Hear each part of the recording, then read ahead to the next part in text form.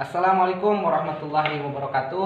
Bertemu lagi di channel Tukang Sablon anu pabelit bahasa Sunda jeung bahasa Indonesia. Dalam video kali ini kita akan menjawab pertanyaan dari seorang teman ya, netizen di YouTube. Ada yang bertanya, pertanyaannya, cara gesut yang baik. Saya masih belajar, terkadang gesutannya gak rata dan lebar. Oke, kita jawab ya. Secara sederhana, untuk gesutan yang baik adalah tinta yang menutupi permukaan kain, itu yang pertama. Yang kedua, tinta tidak ada bekas di screen yang tersisa atau yang menggumpal di screen. Jawaban yang pertama. Jawaban yang kedua, saya masih belajar, saya juga masih belajar dari dulu sampai sekarang. Hasilnya belum maksimal lah, asal-asalan kadang gitu ya. Oke, gesutannya nggak rata dan hasilnya berbeda.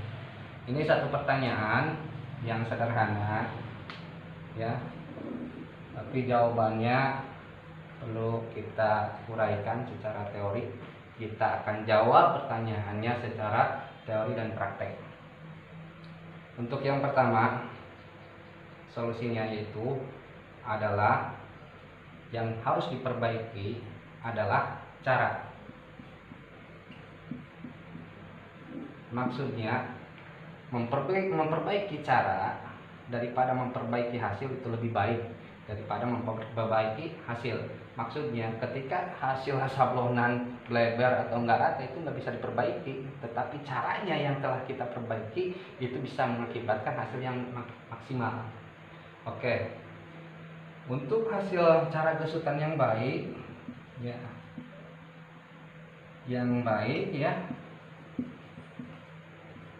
dan hasil yang rata dan gak bleber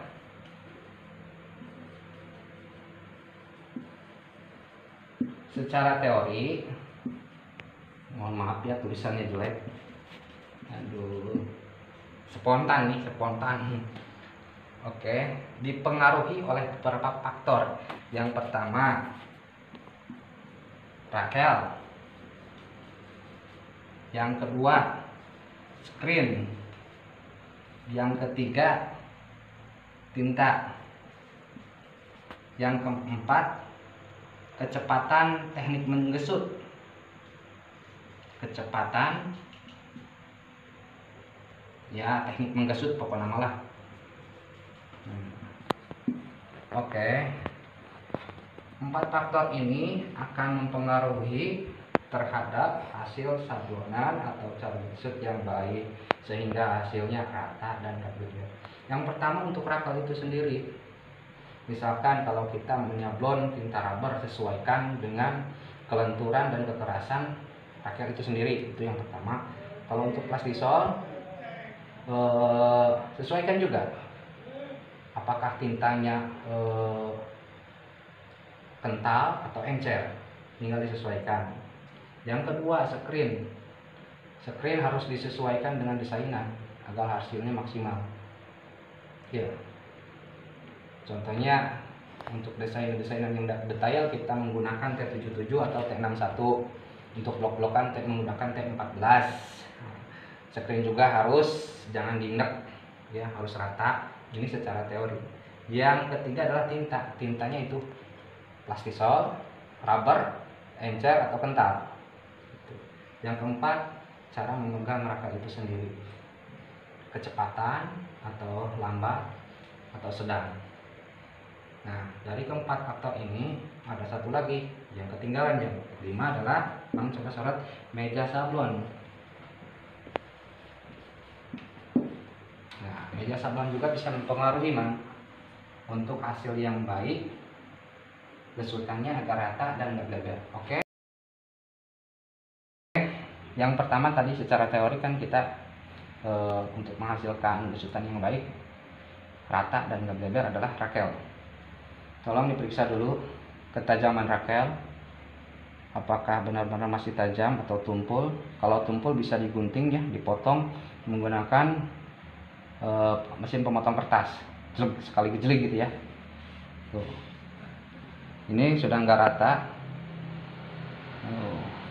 yang sedang nggak rata ini khusus untuk rubber, sangat lentur sekali. Yang kedua ini untuk plastisol, kita periksa dulu ya ketajamannya lumayan. Oke, bagus. Yang kedua lanjut kita periksa screennya, Mang. Tuh, screennya apakah dingdek atau tidak. Ini kita menggunakan screen yang dingdek ya, Mang. Mengapa demikian? Karena supaya gagal, gitu ya. Kalau yang nggak gagal banyak.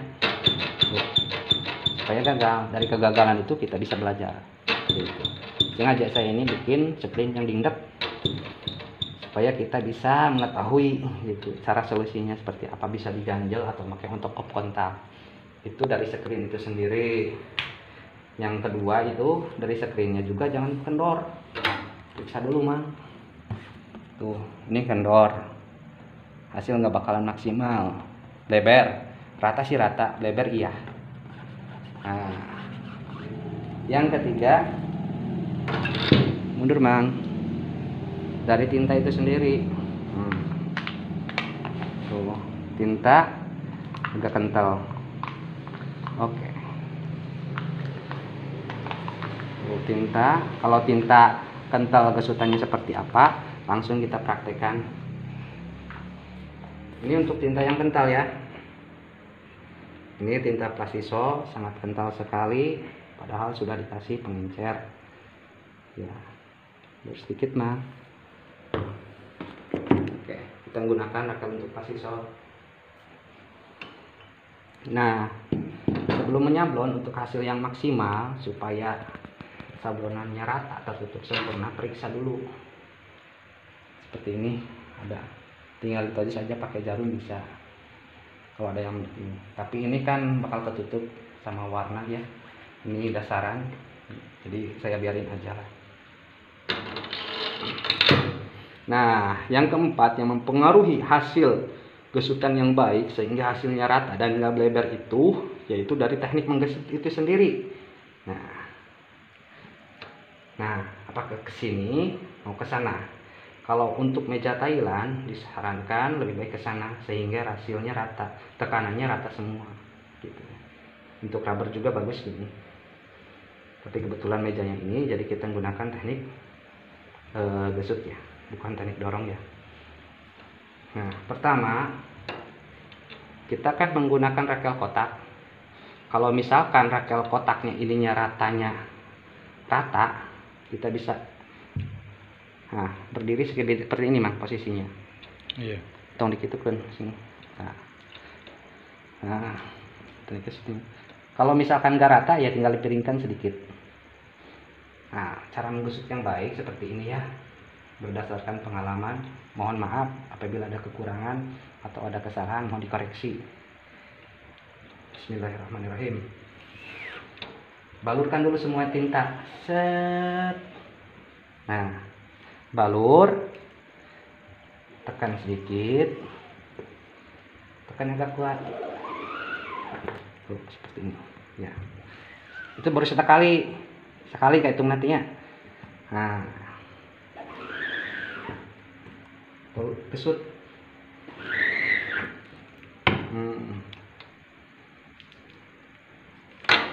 Tuh.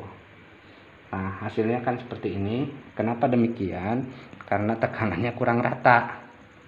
Sengaja saya buat seperti ini supaya ada perbedaan dengan yang selanjutnya. Coba dilihat hasil sablonannya juga masih burik ya. Itu baru satu kali, gampang bisa diatasi. Oke, yang kelima ya, saya lupa juga ya. Periksa dulu meja sablonnya. Meja sablonnya apakah rata atau bergelinjol ya. Kalau bergelinjol meskipun gesutannya rapi, screennya oke, tintanya oke, teknik kecepatan menggusutnya oke, tapi meja sablonnya dingdek atau menggelembung, tetap aja nggak bakalan rata. Lanjut ke video yang kedua. Tadi kita gunakan teknik sedikit miring dengan kecepatan yang agak lambat. Kita gunakan teknik berdiri. Balurkan dulu ya. Tuh. Berdiri sekarang. Tuh.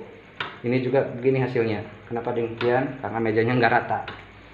sengaja saya bikin seperti ini supaya apa teori dengan praktek itu sesuai.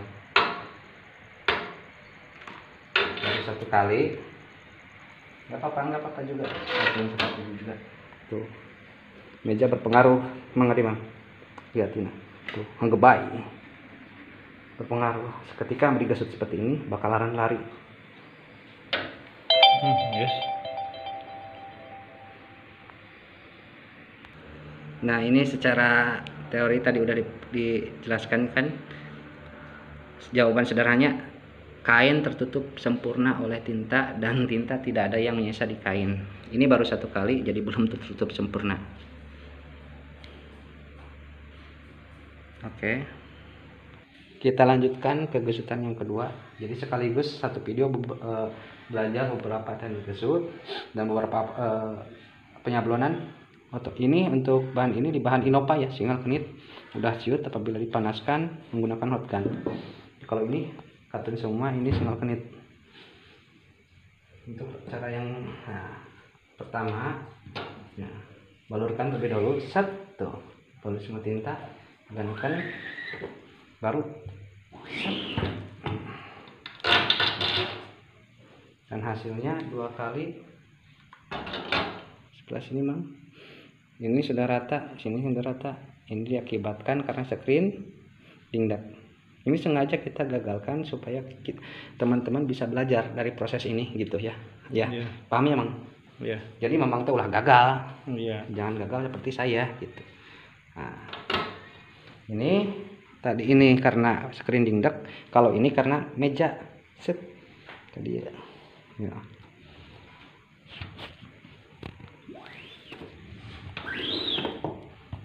Karena tinta kental, jadi saya harus gini. Kalau tintanya encer harus cepat, set gitu ya, set, biar nggak bleber hasilnya. Katakan dulu, tekanan harus sempurna. Hasilnya lumayan rata ya mang. Lumayan. Kalau untuk ini mang, yang ketiga ini nih, ini mudah-mudahan.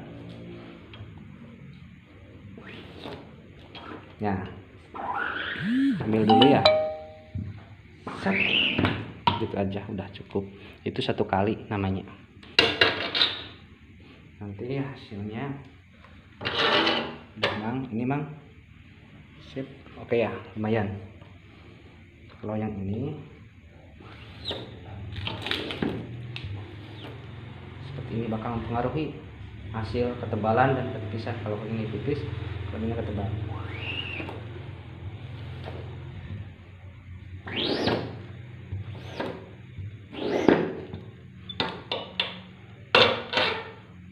Oke.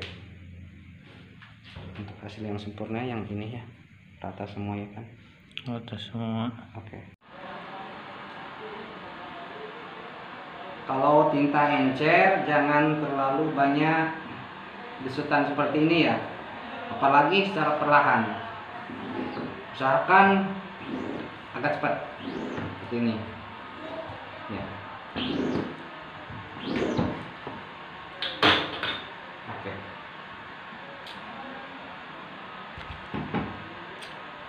Dan hasilnya akan tertutup sempurna.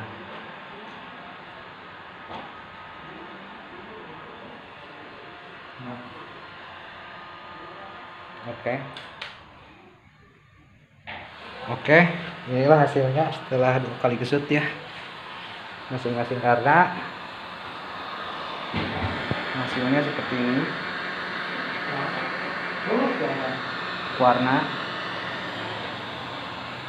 bahan katun galaksi, katun dan single knit 2 kali belum tertutup dikarenakan pertama tinta terlalu kental dan gesutan kurang menekan. Hasilnya kurang tertutup sempurna, masih terlihat warna bahan. Ini disebut migrasi. Cara mengatasinya bisa menggunakan underbase seperti gel atau underbase ya Allah lupa lagi underbase gray deh, tinta plastisol ada. Ini video dibuat secara spontan, mohon maaf apabila ada kekurangan atau gimana, ada yang lupa lah atau ada yang kelewat. Bersama Mang Ajum. Oke, setelah proses sablon kita lanjutkan press ya, plastisol dop. Ini hasilnya menggunakan screen T14. Oke, sangat mantap. Meskipun gagal, tapi ini sudah cukup lumayan lah buat pakai sehari-hari buat rekan-rekan. Oke kan, lumayan lah. Ini nanti kita lihat proses ini, presannya, pencabutannya berapa detik, Mang?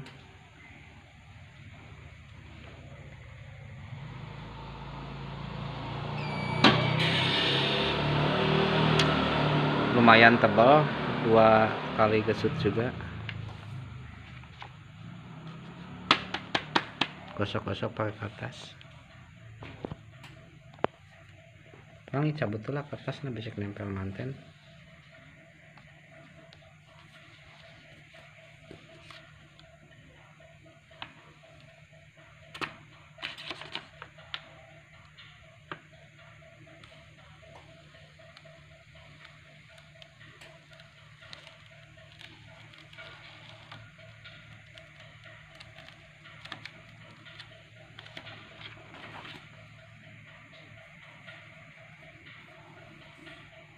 Oke, segini teman-teman hasilnya ya. Mohon maaf, kurang lebihnya mohon maaf. Yang sebesar-besarnya barangkali ada kekurangan dalam segi pembahasan.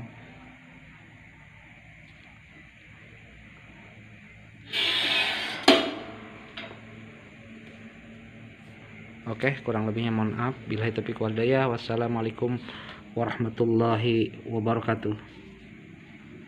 Mantap hasilnya. Lembut.